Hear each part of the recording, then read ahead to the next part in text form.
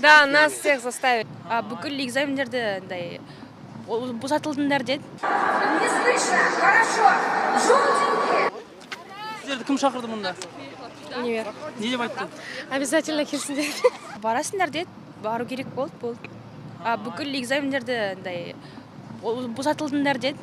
Да, нас всех заставили. Жақтаушылардың форумы өтеді деді, қос президентпен бірге.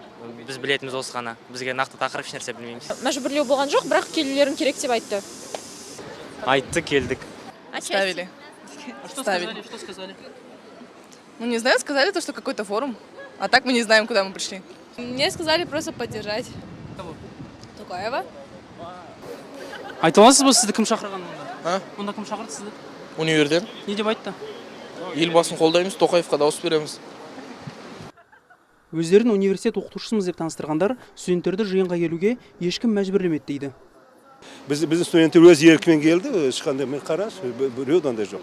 Ондай сұрақты бошы не емес, дұрыс емес.